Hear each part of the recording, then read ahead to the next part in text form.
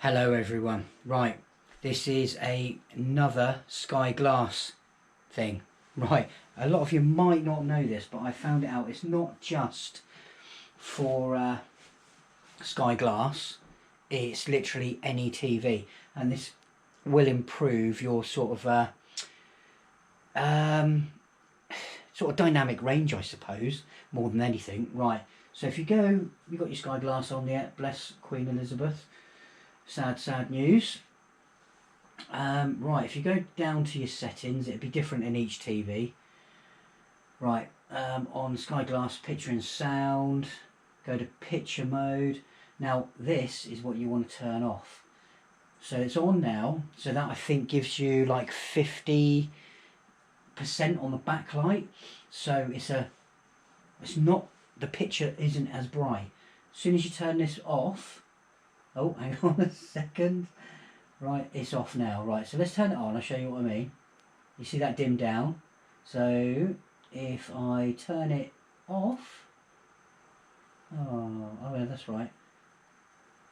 Did you see how much brighter it got? Now I did put this up to 100%, but the picture gets very, very bright, and 80% is about right for me. Gives you a really nice bright picture throughout the whole picture, and it does make this TV look even better than it already is.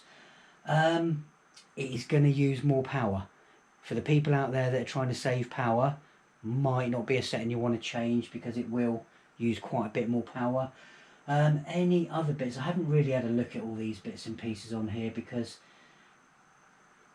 it's okay, it looks good to me at the moment. But if you've got other bits in your TV like noise reduction and stuff like that, you want to be turning them off completely, because all the signals you get now are digital anyway, so there shouldn't be any noise in the pictures. If there are, whoever's broadcasting them to you is doing a bad job. Was there anything else? There are other settings that are similar. On some TVs you might need to go in where you have your picture viewing modes, like your standard, your movie, your custom. You might need to turn this off on each individual mode. I don't think it's like that on the Sky Glass. Mine just stays in one mode anyway, so it's absolutely fine. But not a lot of people realise that, and I didn't realise it at all, and it does make a hell of a lot of difference. Obviously, TV manufacturers do this because then they get a better energy rating for their TV when they actually go and put it on the market, you know, for you and me to buy. But obviously that setting stays on, because otherwise, if it wasn't on and a lot of people were plugging it in and they realise they're using a lot of energy through the TV, they would end up getting complaints. So you've got the choice of actually turning that off and using a bit more energy. I don't think it's a massive amount, but it could be on a TV this size. I honestly don't know. Hasn't really seen any effect for me apart from a better picture. Obviously it's not going to dim down in the evening if you've got your lights turned off, which is a bad thing for your eyes, by the way. You should never watch TV with all the lights turned off. If you noticed, if you're in the cinema, when you're in the cinema, there are still some lights on in the cinema. So always make sure you've got some kind of light in the background on, otherwise you're going to have all sorts of headaches and stuff. But yeah, it's even better now, which is really cool. Did anyone else have any other questions for me apart from do I think it's worth buying?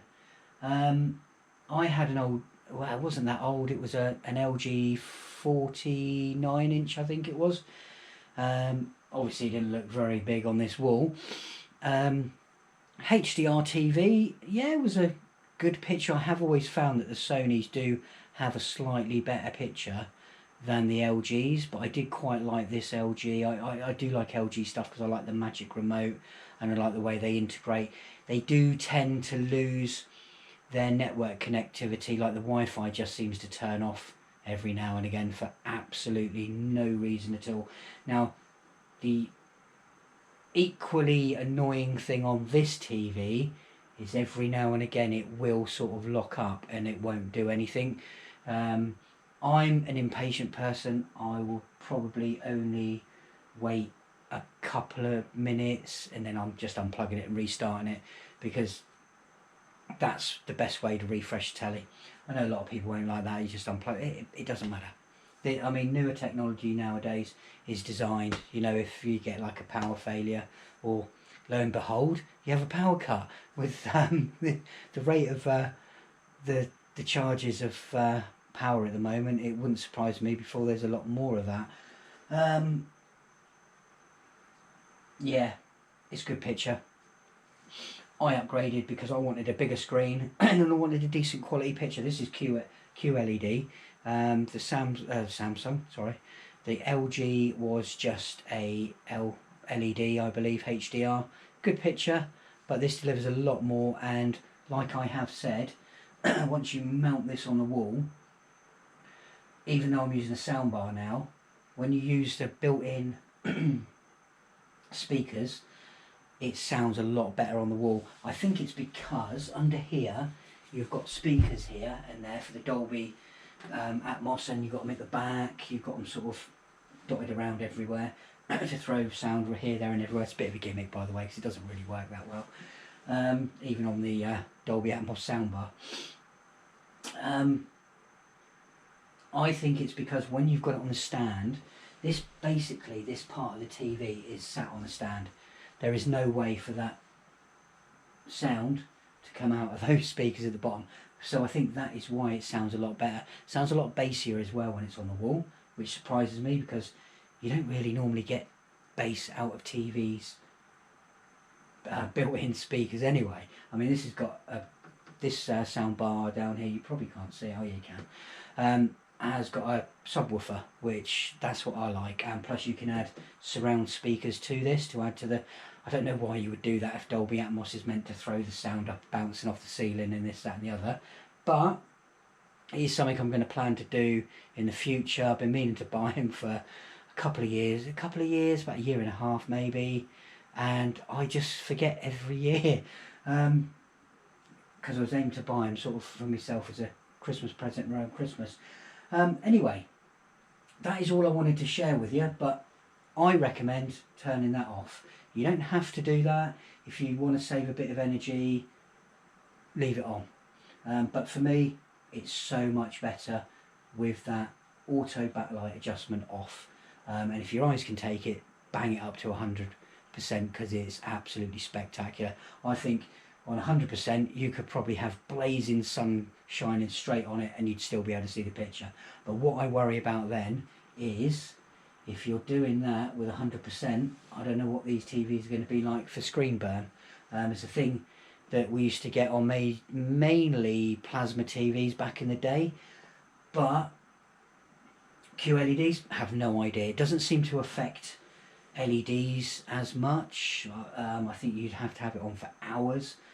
I noticed when I had big plasma TVs that when you left it like this for probably 5 or 10 minutes, you would have a bit of ghosting. It would clear because it was not been on there for that long. You don't seem to get that nowadays, but with the punching the setting up to 100% could be problems, especially if you've sort of left the TV, even though it's meant to turn themselves off. They don't always, and they like to turn themselves back on every now and again, which can be a bit annoying. I wouldn't recommend having one of these in your bedroom with the ambient light sensor on, because anytime you move in your bed, it's going to be turning on. It's not a great thing. It's a bit of a pain in the arse thing, really. All the usual Queen tribute stuff, which is amazing. I do like this little menu bit when you turn it on. It gives you all the latest bits and pieces that's going on in the news, and this is obviously the news at the moment. Bless her heart, Queen Elizabeth. And then just all your other bits, which I go through a lot of this in some of my other videos. But anyway, that is it. That is what I recommend doing.